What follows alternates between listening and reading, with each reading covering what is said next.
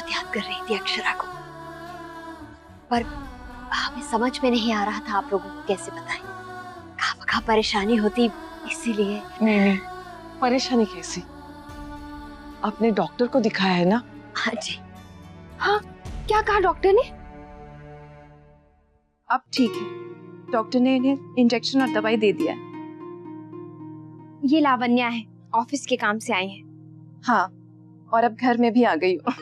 अरे नहीं बेटा, ऐसी क्या बात है, बहुत प्यारी बच्ची है। आज डॉक्टर साहब को भी यही लेकर आई है, जबकि उदयपुर इसके लिए बिल्कुल नया शहर है। थैंक यू, आपने इतना ख्याल रखा। अरे, जब अब मैं इस घर की सदस्य बन के रह रही हूँ और सब लोग मुझे अपनी बेटी मानते हैं, तो भला मैं अपना फर्ज नहीं निभाऊंगी? अक्षरा, चल हम चाय लेकर आते हैं। नहीं, कुछ नहीं चाहिए बेटा, हम तो सिर्फ इनसे मिलने आए हैं। अरे ऐसे कैसे, बस 2 मिनट में बन जाएगी। मैं आती हूँ। हाँ,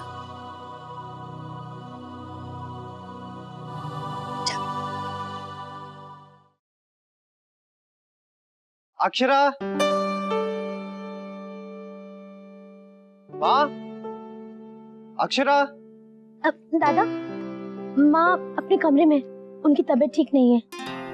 क्या उनकी तबीयत खराब है? जी। मैं देखता हूँ।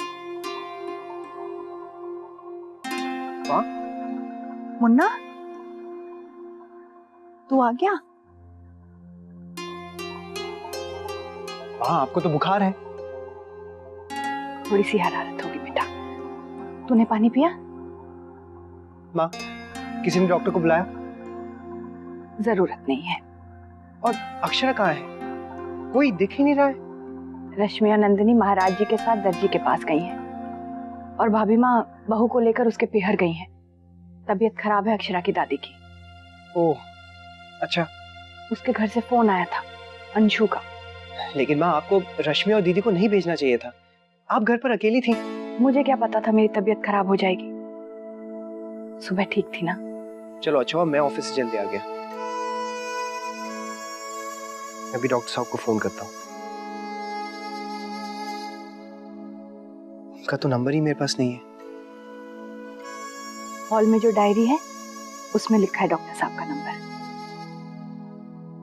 ठीक है माँ, आप आराम कीजिए, मैं डॉक्टर साहब को फोन कर आता हूँ। आपने कुछ खाया कि नहीं? जाने से पहले बहू दाल का सूप देकर गई थी। ठीक है, चलिए मैं अभी आया।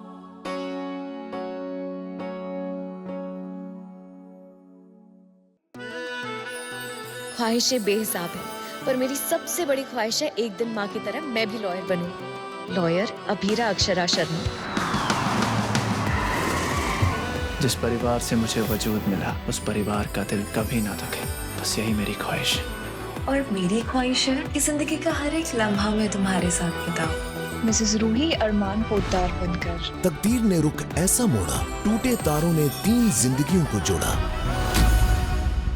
अभीरा, तुमने अरमान के साथ शादी करके उसकी जिंदगी बर्बाद की। अब तुम्हारी जिंदगी इस घर के नियमों पर चलेगी। यहाँ की बहुओं की दुनिया घर की 4 दीवारी तक सीमित है, समझी? समझी? रूही, अरमान और अभीरा, वक्त 3 जिंदगियों को जब ऐसे उलझाता है, तब ये रिश्ता क्या कहलाता है? नई शुरुआत 6 नवंबर से रात 9:30 बजे स्टार प्लस पर। सच वर्षा, जब मुझे अंशु ने बताया मैं इतना घबरा गई थी ना।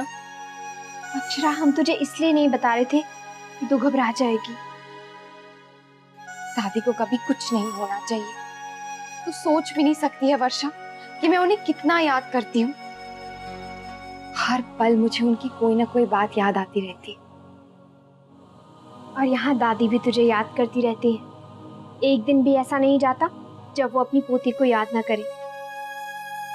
वो पहले हमेशा कहती रहती थी कि अक्षरा में मुझे अपनी छवि दिखाई देती है। अब हमारी जिंदगी इतनी बदल गई है कि हमारे पास अपनी प्यारी सी दादी के लिए थोड़ा सा भी टाइम नहीं है, मिलने का भी नहीं है। कभी कभी तो बहुत डर लगता है कि दादी को कहीं कुछ हो गया तो। अक्षरा, दादी को कुछ नहीं होगा, बस तू यहाँ मिलने आ जाया कर। उनको अच्छा लगेगा।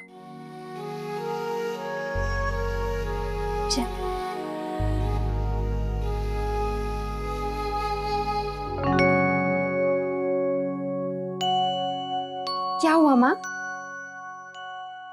बस ये देखने आई थी कि चाय तैयार हो गई है या नहीं। ओ, दादी को भी चाय देनी है, उनकी दवाई का टाइम हो गया है ना। अक्षरा, तू नाश्ता ले जा, मैं आती हूँ। ये मुझे दे दे बेटा। चल बेटा, भाभी माँ हॉल में। आजा।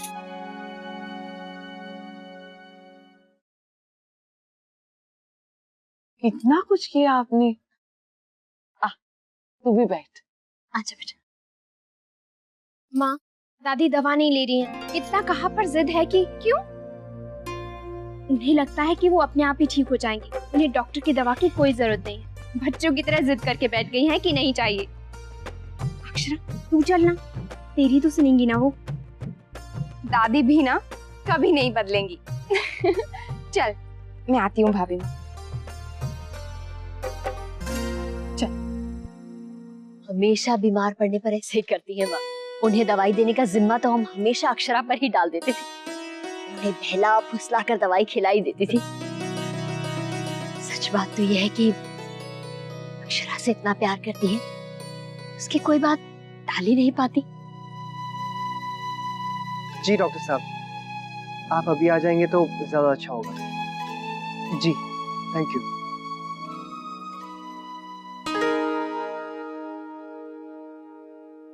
अक्षरा को तो पता ही नहीं होगा कि माँ को बुखार आया है। दादी भी ना बच्चों की तरह जिद करती है। नैतिक का है। हेलो, हेलो अक्षरा, दादी माँ की तबीयत कैसी है? अभी ठीक है। अगर मुझे पहले पता होता तो मैं पहले ही मिलते हुए आता। पर चलिए, एक तरह से अच्छा हुआ कि आप वहाँ हैं और मैं यहाँ, क्योंकि मैं जब घर पहुंचा तो पता चला कि माँ को बुखार है। माँ को भी बुखार आ गया? इसीलिए उनके सिर में इतना तेज दर्द था। चलिए, मैं पहुंच रही हूँ। अक्षरा, आप आराम से दादी माँ से मिलकर आइए। मैंने डॉक्टर साहब को फोन कर दिया है। ठीक है। Okay, bye. वर्षा, तुझे पता है माँ को भी बुखार चढ़ गया है। ओहो, तो एक काम कर, दादी को दवा दे दी, फिर चली जाना।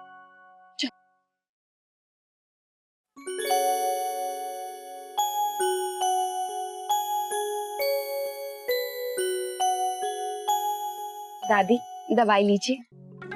बेटा, मेरा काढ़ा ही अच्छा है। ये अंग्रेजी दवाइयाँ नहीं, मैं ऐसे ही ठीक हो जाऊंगी। कोई बहाना नहीं चलेगा, चलिए लीजिए। आप मेरी अच्छी दादी है ना। बेटा, ला दे, थोड़ी जिद्दी है, पीछे ही पड़ जाती है। आखिर पोती किसकी है? बिल्कुल तुम्हारी तरह जिद्दी है ये।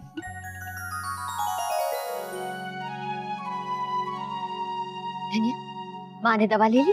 जी, अक्षरा दीदी की जिद के सामने दादी माँ की कहाँ चलती है। अब हम चलते हैं, बहुत देर हो गई। बहुत अच्छा लगा जो आप आई। घर में एक की भी तबीयत खराब हो ना तो ऐसा लगता है जैसे पूरा घर बीमार है। हाँ, लेकिन आप चिंता मत कीजिए, भगवान ने चाहा तो वो कल तक ठीक हो जाएगी। अक्षरा को बुला दीजिए, उसे तो समय का अंदाजा भी नहीं होगा।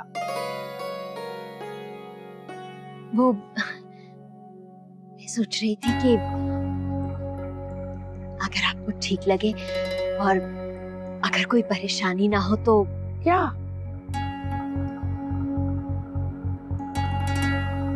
अक्षरा आज रात के लिए यहाँ रुक जाए।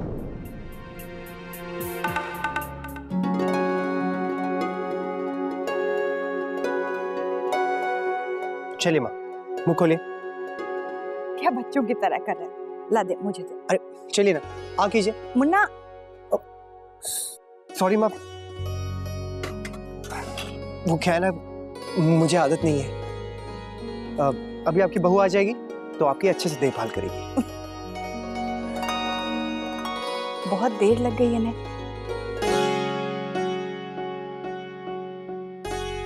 माँ, भाभी माँ कहाँ है? बेटा वो घर चली गई। क्या? चली गई? अकेली चली गई? मुझे बताया तक नहीं। बस बेटा अभी मेरी बात तो सुन। मैंने उनसे कहा कि आज रात अगर अक्षरा यहाँ रुक जाए तो हमें अच्छा लगेगा, माँ भी खुश हो जाएंगी। तो वो राजी हो गई। माँ मुझे घर जाना था, वहाँ सब लोग मेरी राह देख रहे हैं। माँ की तबीयत भी ठीक नहीं है। मैं तो सिर्फ यहाँ दादी को थोड़ी देर देखने के लिए आई थी।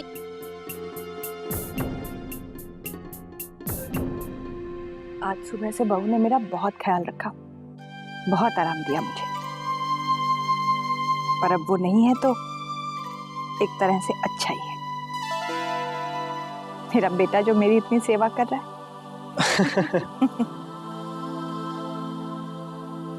माँ का दिल खुश हो गया, धन्य हो गया। बहू की सेवा मिली, अब बेटे का स्नेह।